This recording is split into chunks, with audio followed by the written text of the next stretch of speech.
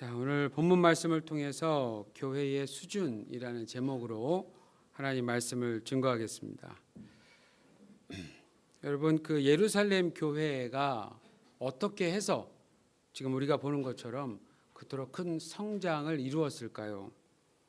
우리가 좀 생각을 해봐야 하는 질문인데, 사실 그동안 우리는 사도행전 1장부터 6장 7절까지의 기록을 보면서 그 예루살렘 교회가 폭발적인 성장을 경험한 이유와 과정에 대해서 우리가 살펴본 겁니다.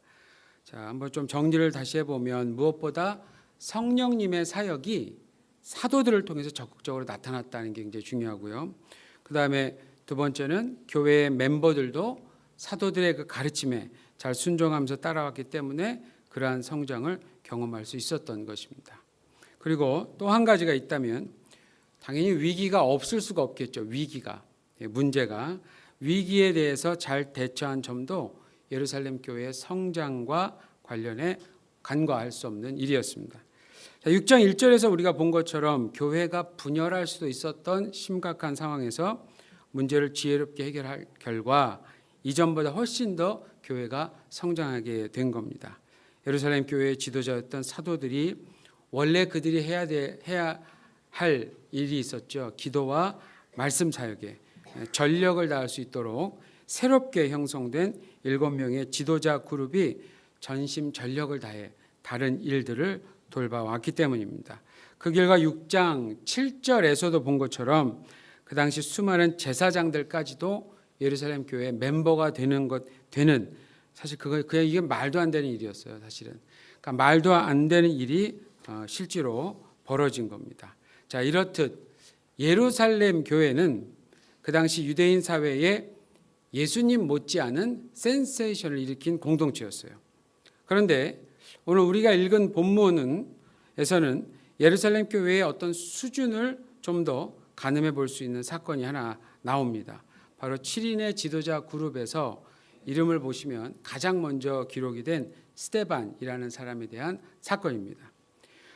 먼저 오늘 본문 6절을 한번 보시면 스데반이 어떠한 자였는지에 대해서 나옵니다. 6절을 보시면 첫 번째 어떠한 자라고 나오냐면 은혜와 권능이 충만한 자 이렇게 나와요. 은혜와 힘이 충만했다 이 얘기인데, 근데 우리가 이미 6장 3절에서도 봤고 5절에서도 나오는 것처럼 이미 성령, 지혜 그리고 믿음이 충만한 자라고 소개되었었어요. 근데 오늘도 보시면 은혜와 권능이 충만하다. 벌써 소개가 그러니까 특징이 5가지가 벌써 됩니다.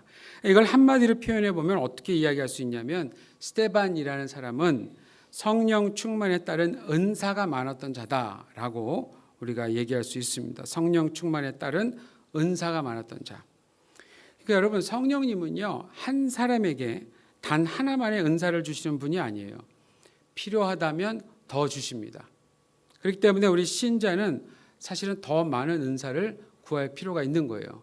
그 은사를 통해서 교회의 사역을 좀 더 잘하기 위해서 필요하다면 더 구하십시오. 더 주십니다. 자, 그러한 스데반은 두 번째 특징, 큰 기사와 표적을 교회의 멤버가 아닌 다른 사람들에게도 행했던 자였어요. 근데 여기서 이 표현 있죠. 이 큰 기사 표적. 이 표현은 이전까지는 성경에서 예수님과 사도들에게만 적용됐던 표현이었습니다.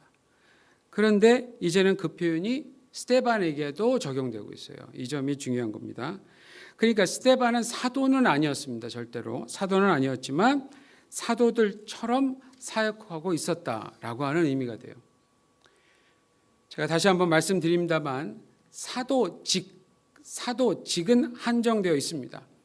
예수님께서 직접 선택하신 12명만이 역사적으로 사도였어요. 그러니까 지금 누군가가 내가 사도가 되었다라고 하는 것은 그건 신뢰할 수 없는 성경적이지 않은 모습입니다. 그러나 이렇게 얘기할 수 있습니다.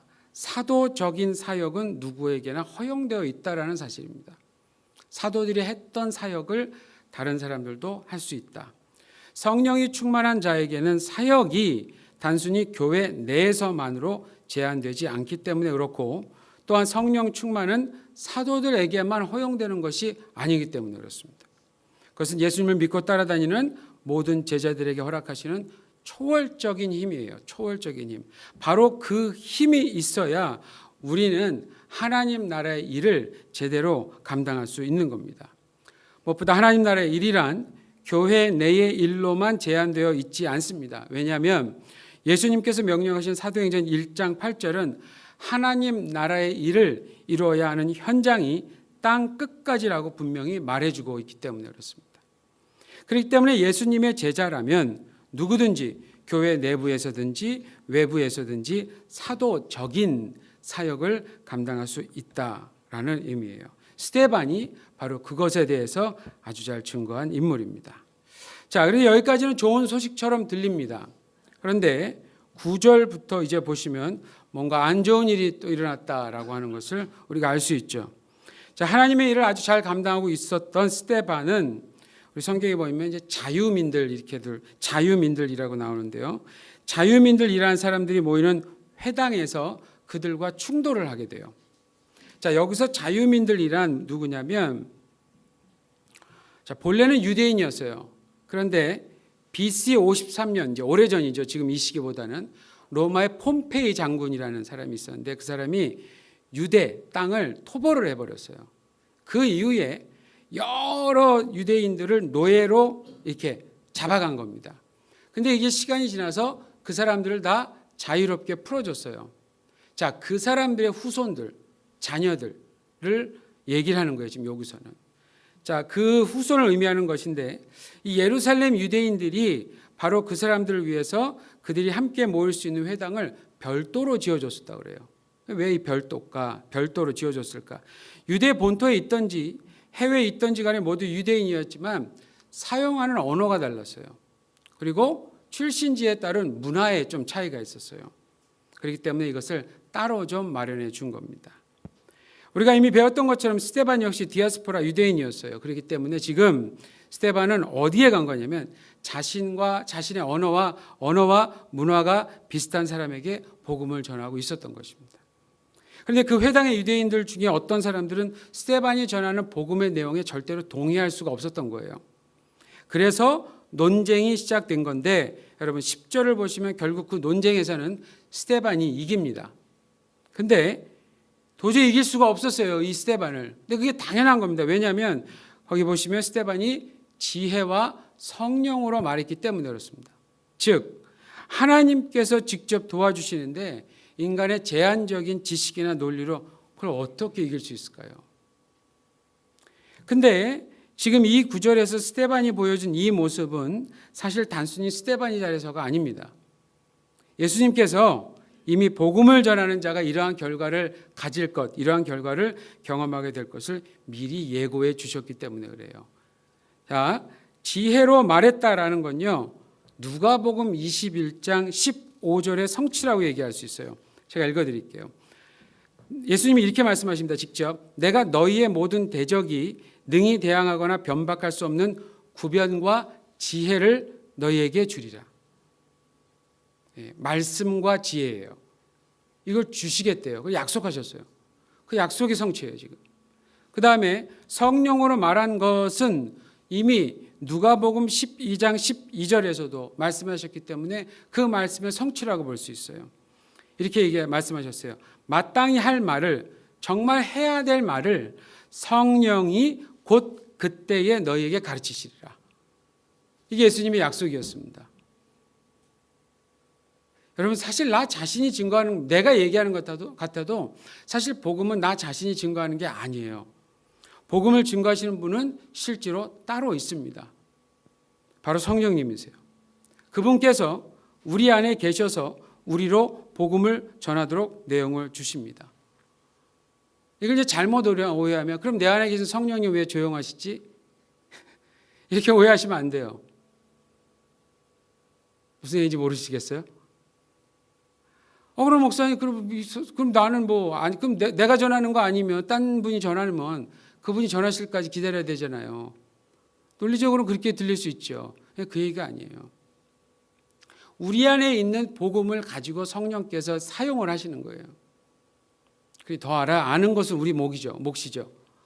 배우고 알아야 되는 건 우리 책임 맞아요. 근데 실제로 복음을 전하는 현장에서 누가 역사하시느냐 하는 문제예요. 우리 힘이 아니라는 겁니다. 우리 힘으로 되지 않는다라는 거예요. 여전히 성령께서 하신다라는 거예요. 그러니까 어떻게 보면 이거는요, 복음을 전해보지 않으면 잘 모르는 일종의 신비예요. 이거는 뭐 이러한 경험은 배워서 경험하는 게 아니고요, 그렇다고 안 배워서 되지 않는 것도 아니에요. 우리가 배워야 되는 책임은 있지만 복음이 전달해서 역사를 일으키는 것 자체는 우리 때문에 그런 게 아니라는 얘기예요. 예수께서 약속하여서 보내주신 그 성령님의 능력이다라고 하는 겁니다. 복음은 우리 안에 계신 성령께서 적극적으로 증거하십니다. 그것이 그분의 1차적인 임무이시기 때문입니다. 스데반이 지금 그러한 사실을 우리에게 아주 잘 보여주고 있는 겁니다. 자, 그 다음에 11절 보십시오. 말로나 논리로는 절대로 이길 수 없는 스데반. 그래서 이제 이 사람들이 다른 방법을 써서 이기려고 하는 모습을 봅니다.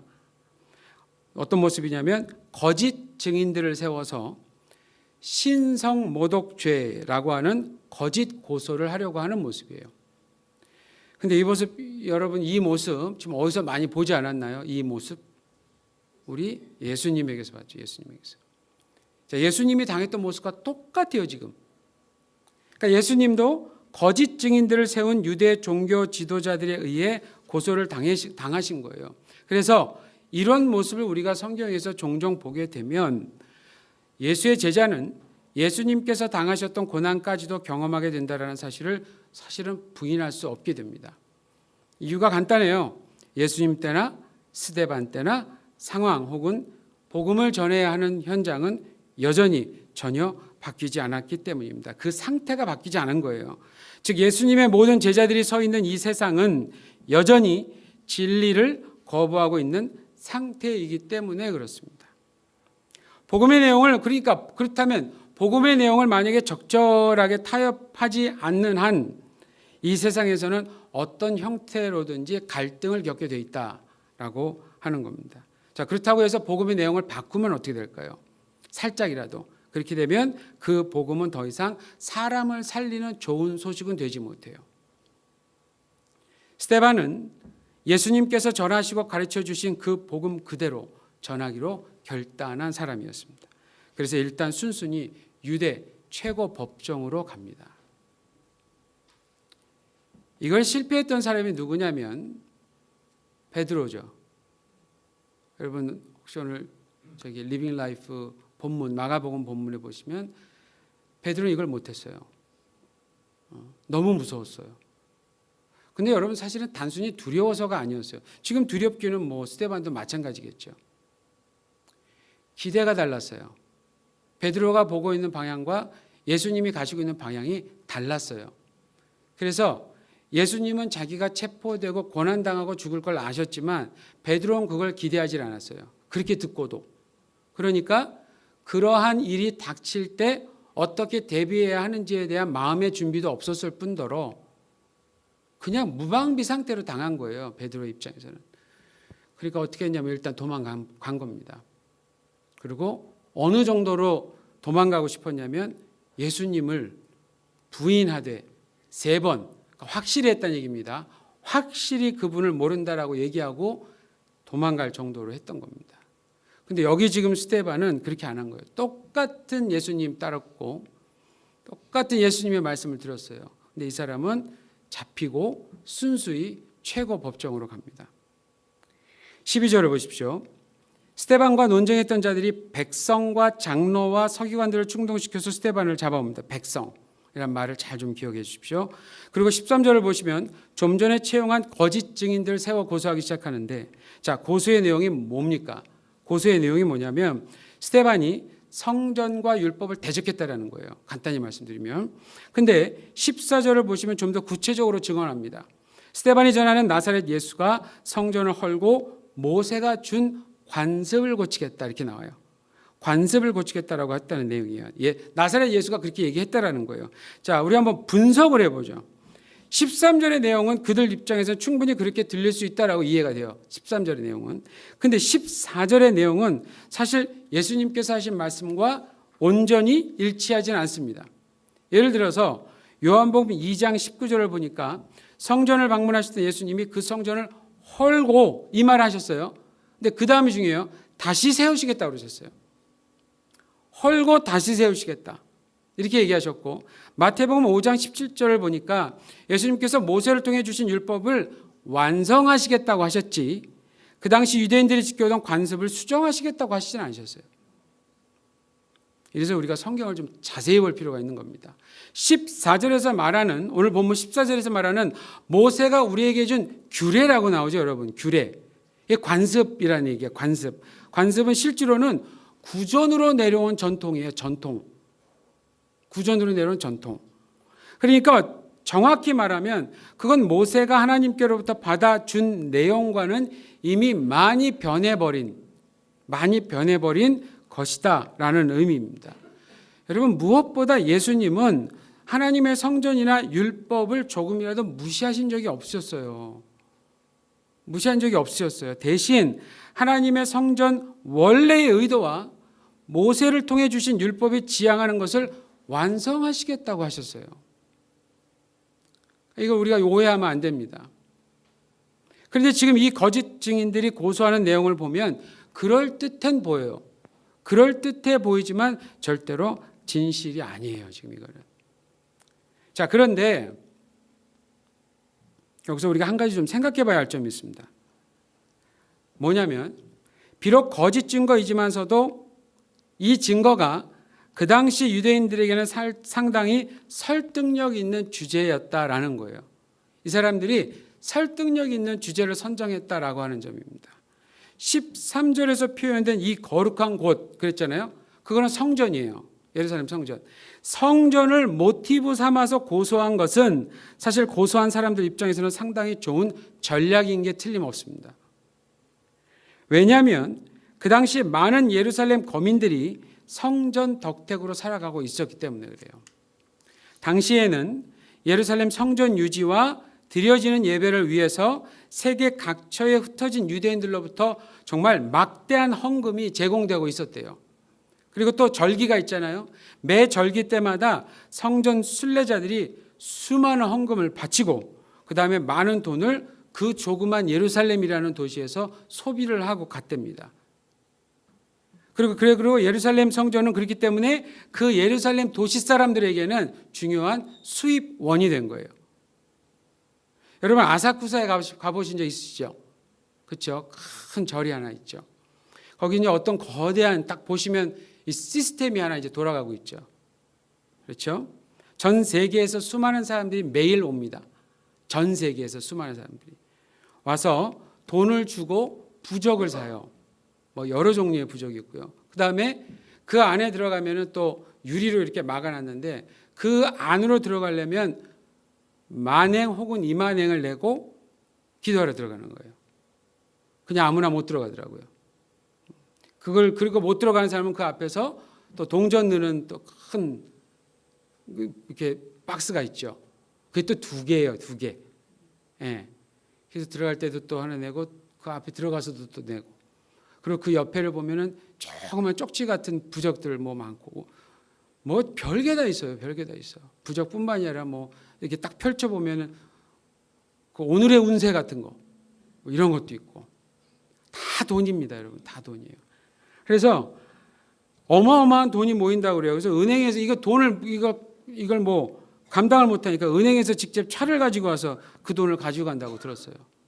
근데 그 앞에 보면은 수많은 상점들이 쫙 있는 거 보셨죠? 거기도 또 얼마나 사람이 많습니까? 바로 그런 모습이 지금 오늘 우리 본문에 나와 있는 예루살렘 성전이 가지고 있었던 운영 방식이었어요. 여러분, 그러니 예수님께서 화가 나셨겠어요? 안 나셨겠어요? 하나님의 집이 기도하는 곳이 돼버린 게 아니라 기업을 하는 곳으로 변질되었기 때문에 화가 안 나시겠습니까? 기도, 기업. 글자 하나 차이예요. 글자 하나 차이. 하나님의 성전이 그렇게 바뀌어버렸어요. 그러니까 12절을 여러분 다시 보십시오. 12절을. 스데반과 농전했던 사람들이 장로들과 서기관들이나 뭐 이런 사람들을 선동하는 건 이해가 가는데 왜 백성들까지 선동했는지 이해가 가시겠죠. 예루살렘 성전에 대한 공격은, 비판이나 혹시 성전에 대한 이야기들은 그 도시 사람들에게는 이거는 가장 직접적인 생활권 침해가 되는 거예요. 그렇기 때문에 스데반을 이기기 위해서는 이 방법밖에 없었어요. 다른 여러 주제도 얘기했는데 그건 얘기 안 하는 거예요. 가장 민감한 거, 핫 이슈가 될 수 있는 것만 이야기하는 겁니다. 근데 이보다 더 심각한 문제가 있습니다, 여러분. 이 일을 단순히 돈 문제로만 인식하는 것은 이 상황을 해석하기에는 좀 부족한 것 같아요. 더 심각한 문제는 우리가 지난번에 제사장들이 예수님의 제자가 된 사건을 배웠을 때 알았던 것처럼 그 당시 예루살렘 성전이 장사하는 집이 된 것은 전적으로 그 성전을 관리하고 있었던 사람들 때문이에요. 그랬어요. 자, 같은 이치로, 같은 맥락으로 당시 모세율법을 원래 의도대로 제대로 지키지 못했던 이유에는 전적으로 그 말씀을 잘못 해석하고 있었던 사람들 때문이었습니다. 그러니까 성전 자체와 율법 자체에 문제가 있었던 게 아니에요. 그것을 다루고 있었던 대제사장들과 사두개파 그리고 서기관들에게 직접적인 문제가 있었던 것이었습니다. 자, 그런데 여러분, 예수님의 복음은 크게 두 가지를 폭로를 해요. 드러내게 한다는 겁니다. 첫 번째는 하나님의 계획. 인류를 구원하시겠다라고 하는 하나님의 놀라운 계획을 드러내는 거예요. 근데 두 번째는 뭐냐면 그에 비해서 너무나 한심한 인간의 수준, 인간의 상태에 대해서도 드러냅니다. 왜냐하면 왜 하나님의 구원이 필요한가에 대한 결정적인 이유는 뭐냐면 인간의 상태를 솔직하게 드러낼 때 그게 정확히 이해되기 때문에 그래요. 인간의 상태를 솔직하게 드러낼 때 정확히 이해되기 때문에. 제가 정확히라는 말씀을 드렸습니다. 그냥 감정적으로 그렇지, 나를 위해 죽으셨지, 아 감동된다, 이 정도가 아니라 성경이 말하는 의도를 제대로 알아들으려면 어떻게 해야 되느냐, 내 상태가 어쩐지 이걸 솔직하게 알아야 돼. 이게 드러날 때예요. 예수님께서 말씀하셨던 것처럼 인자는, 메시아 그리스도는 의인을 위해 오신 게 아닙니다. 누구를 위해서 왔죠? 죄인을 위해서 오신 거예요. 죄인. 그리고 성경 전체에서 증거하는 것처럼 이 세상에 자신의 힘으로 의인, 즉 하나님의 기준을 100% 충족시킬 수 있는 의인은 이 세상에 단 한 사람도 있다 없다? 없어요. 없어. 그렇기 때문에 인간은 죄로 인해 타락한 자신의 속 사람까지 그대로 직시해야 되는 거예요. 아, 내가 이런 놈이지. 그곳에서부터 어떻게 하느냐? 제대로 실망해야 됩니다. 제대로 절망을 해야 돼요. 와, 난 진짜 할 수 없는 놈이구나. 이거 어떡하지 하고 완전히 꼬꾸라질고 나서 그때 뭐 어떻게 해야 되냐? 그대로 있으면 안 돼요. 절실하게 그럼 날 좀 구해 주십시오. 아, 지금 날 좀 구해 주십시오. 라고 하나님께 부르짖을 위치에 있는 게 인간이라는 거예요. 여러분, 이스라엘 백성이 출애굽을 보시면 새로운 지금 그러니까 이집트 땅의 요셉으로 인해서 덕을 받던 이스라엘 백성들이 얘네들이 왜 이렇게 불어나고 이렇게 있지라는 걸 몰랐던 새로운 왕이 나타났을 때는 이스라엘 사람들을 갑자기 노예로 만들어 버렸어요. 그럼 생각을 해보세요. 어저께까지 정말 부유하고 윤택하게 살았던 사람들이었어요. 근데 오늘 갑자기 다 끌려가고 노예. 생전 일 한 번 안 하고 손에 흙 한 번 안 묻혀보던 사람들이 다 고생하는 거예요. 정말 노예로. 노예처럼이 아니라 노예가 된 거예요. 하다 안 되니까 어떻게 했나요?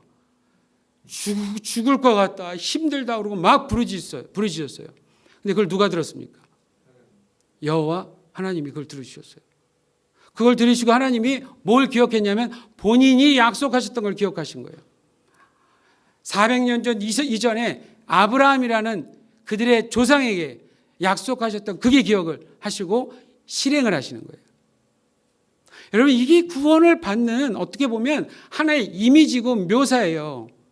이게 철저하게 내가 어떠한 위치에 있는지를 알아야 진짜 필요해서 구원을 요청을 하는 거예요. 그렇기 때문에 성경이 말하고 있는 구원은 바로 그러한 자들을 위한 하나님의 선물인 거예요. 그러니까 제가 누차 말씀드린 거예요. 진정한 회개와 회심이 없이는 구원은 정말 의심해 봐야 되는 거예요. 그냥 간단한 종이 가지고 얘기를 해갖고 아멘해 아멘 하면 천국 갈 수 있어. 그래서 제가 아멘 한 거 아니에요? 근데 전 여전히 확신이 없었어요. 처음에 교회 갔더니. 제일 처음 교회 가니까 제가 말씀드렸잖아요. 사형리 가지고 저한테 읽어주는데 하도 시끄러워서 들리지도 않았어요. 전해주는 분은 아주 그냥 목소리는 개미 목소리처럼 기어 들어가고 전날 밤새 기도를 했는지 그 형님이 영 시원치 않았어요. 신학생이었거든요. 가난한 신학생 형이었는데 영 시원치 않았어요. 목소리가 들려야 복음을 듣죠. 들리지도 않은데 다 읽어주고는 자기 혼자 읽어. 그래서 뭐 하나 그랬더니 아멘 하래요. 아멘 하래. 난 교회 처음 갔잖아요. 내가 뭘 알아요? 아멘 했지. 그러다 제가 구원받나요? 그래서 제가 구원받나요? 아니라는 거죠. 그렇게 해서 구원이 쉬우면 여러분 구원은 누구나 받는 거 맞아요. 누구나 받을 수 있어요. 근데 받기 위해서는 뭐를 통과해야 되냐면 자신을 통과해야 돼. 자신을. 진짜 나를 봐야 돼. 진짜 내 속사람 썩어 문지르고 아니 사도 바울의 표현대로 면 이미 죽은 나를 봐야 되는 거예요. 죽은 나를. 생명력이 단절된 나를 바라봐요. 그게 딱 인식이 될 때 하나님 나 좀 살려주세요. 그럼 하나님이 다시 코에 생기를 넣어서 생명으로 만들어 주는 거예요. 그게 구원이에요. 근데 문제가 뭐냐면요. 그러니까 성경이 말하고 있는 거는 바로 그러한 자들을 위한 하나님의 선물인데 문제가 뭐냐? 사람들이 그렇게 하고 있지 않다라는 거예요. 사람들이 그렇게 하고 있지 않아요. 무시해. 죽음을 향해 가는데도 그냥 무시해버려. 근데 그게 얼마나 지금 심각했냐면 본문에서 이야기하려는 건 뭐냐면 사도행전에서 하나님의 성전과 하나님의 말씀을 관리하고 있었던 사람들마저 그렇게 했다라는 거예요. 이게 심각했다라는 거예요. 오늘날도 수많은 사람들이 교회에 모이는데 과연 정말 구원을 아는 사람들이 얼마나 될까? 얼마나 될까? 사실 복음은 많이 들었어요, 여러분들도. 우리가 자라오면서 복음에 대한 얘기를 얼마나 많이 들었어요. 근데 진짜 그 복음의 감을 아시냐 이거예요. 여러 나쁜 짓을 하고 다른 사람 무시했다 쳐도 복음 앞에만 쓰면 무릎이 꿇어지냐고요. 무릎이 꿇어지냐고. 그 앞에 가면 눈을 고개를 못 들고 그냥 주여 미안합니다라고 할 수 있겠냐고요. 이거예요. 근데 그냥 교회 수만 늘리려고 어떻게든 멤버로 영입해 보려고. 제가 들었던 얘기 중에서 가장 황당한 얘기는 LA에 몇십층 되는 교회가 빌딩이 있는데 거기에 11개의 교회가 있대요. 11개의 교회, 빌딩이 11개. 주일날 싸움, 전쟁. 믿지 않는 분이, 그러니까 교회에 혹시 찾는 분이 그 앞을 와서 서성거리고 묻기나 하면 어떻게 될까요? 서로 잡아가려고 전쟁 나는 거예요, 여러분. 그 일이 나갔고 어떤 분이 그 얘기를 해주는 거예요. 그 빌딩에 왜 교회가 11개나 될까요? 없는 곳에 차라리 있어야 되잖아요. 뭔가 잘못돼도 지금 너무 잘못됐어요, 우리 시대. 그러니까 그 당시 유대교가 성전 비즈니스가 됐어요. 성전이 비즈니스화가 됐어요. 성전 비즈니스로 돼갖고 더 이상 모세의 율법의 요구를 충족시킬 수가 없을 정도로 지금 심각하게 된 거예요.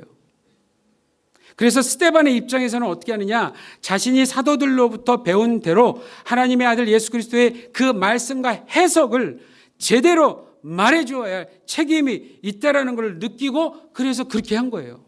그때 결과가 어떻게 됐습니까? 오늘 보니까 그가 지금 어디에 있어요?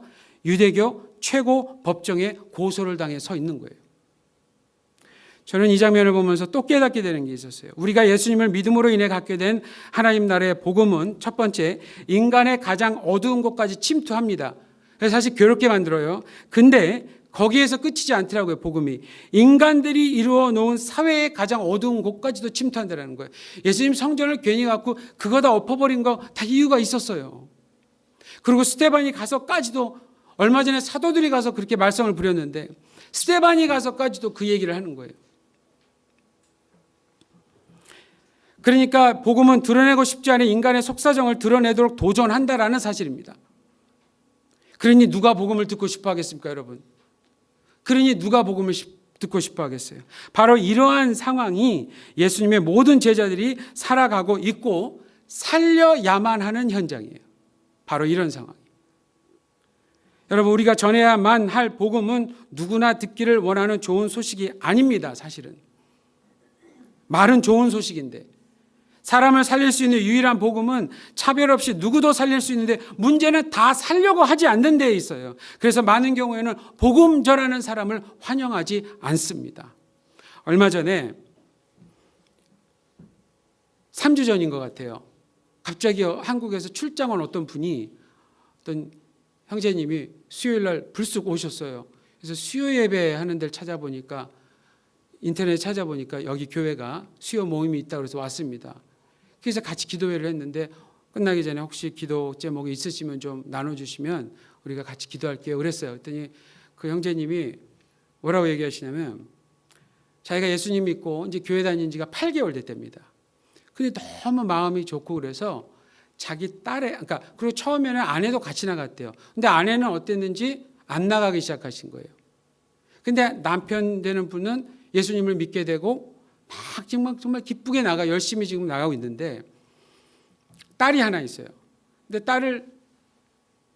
딸에게 이제 예수님을 소개하고 복음을 전했는데 부인이 경찰에 신고를 한 거예요.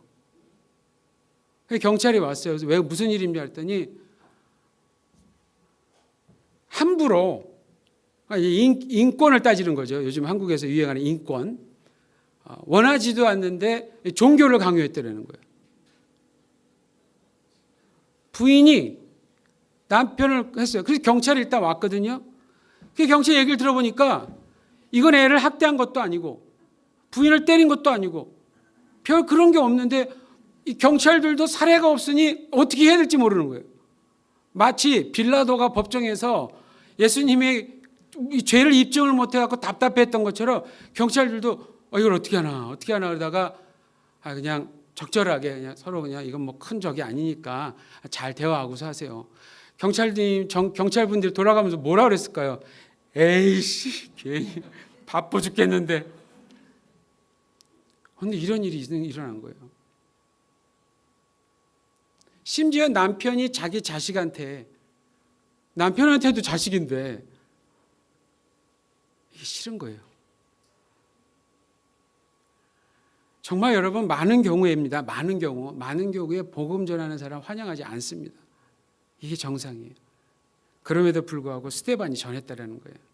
사도들이 했던 것처럼 그대로 따라했습니다. 여러분, 마지막 15절 보십시오. 결과가 뭡니까? 그의 얼굴에는 하나님의 영광이 나타난 거예요. 이 모습이 왜 이렇게 표현되냐면, 이게 출애굽기 34장 29절의 표현을 근거로 해서 표현한 거예요. 거기 기록을. 그게 뭐냐면, 모세가 시내산에서 말씀을 받고 내려올 때 얼굴에서 광채가 나는 거예요. 자, 말씀을 받고 내려와갖고 이스라엘 백성에게 주려고 하는데 이스라엘 백성 보니까 광채가 나 있는 거예요. 근데 지금 이 스데반이 얼굴에 광채가 나는 것을 누가 목격했느냐? 구약 성경 출애굽기를 너무나도 잘 알고 있는 이 공회 중에 앉은 모든 유대인들이 보니까 굉장히 온화한 모습, 그거를 지금 그들이 목격한 거예요. 이게 무슨 얘기냐면, 하나님께서 스데반과도 함께 하시고 계시다는 사실이 드러나고 있는 이 순간을 누가가 놓치지 않고 기록을 해준 겁니다. 즉, 모세에게 율법을 준 것과 같은 그 중요함이 지금 복음을 전한 결과 유대사회 최고 법정에 선 스데반에게도 동일하게 적용됐다는 거예요. 무슨 얘기인지 아시겠어요? 모세만 경험할 수 있는 것이 아니라 이제는 복음을 전하는 모든 사람에게 다 그와 같은 경험을 할 수 있다라는 얘기를 하는 거예요. 모세에게 하나님의 말씀 율법을 준 것처럼 스데반에게도 하나님의 말씀 복음을 주었을 때 이 영향력은 동일하다라는 거예요. 여러분, 이게 바로 예루살렘 교회의 수준이라는 겁니다. 이게 바로. 돌아가신 하영조 목사님이 이 부분에서 이렇게 얘기하셨어요. 스데반의 수준이 교회의 수준입니다. 그게 얼마나 제 마음을 치던지 다 기록을 해놨어요. 제가 오죽하면. 스데반의 수준이 교회의 수준이다. 하나님 나라의 복음은 인간뿐만이 아니라 인간이 이루어놓은 사회마저 도전합니다.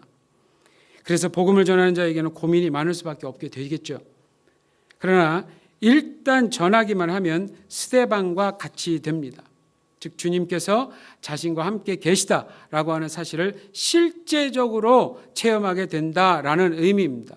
교회의 수준이란 바로 하나님 나라의 복음을 있는 그대로 전하는 것으로 측정되는 겁니다. 오늘 본문의 스데반은 바로 그러한 점을 아주 잘 보여준 겁니다. 동경 시부야 복음교회 멤버 여러분, 이제 어떻게 하시겠습니까? 우리에게 주신 복음 그대로 전하시겠습니까? 아니면 살짝 바꿔서 전하시겠습니까? 아니면 아예 전하지 않으시겠습니까? 복음을 전하는 현장은 늘 어렵습니다. 때로는 위험하기까지 합니다. 좋은 소식임에도 불구하고 늘 긴장되기까지 합니다. 그래도 전해야 합니다. 그것이 바로 교회가 갖추어야 하는 수준이기 때문에 그렇습니다. 그러한 수준을 갖출 때 저는 믿습니다. 우리 교회에도 지혜와 성령과 큰 능력으로 하나님의 영광이 가득하게 될 줄로 믿습니다. 네, 기도하겠습니다. 주님, 스데반을 통해 우리에게 오늘 도전하여 주셨습니다.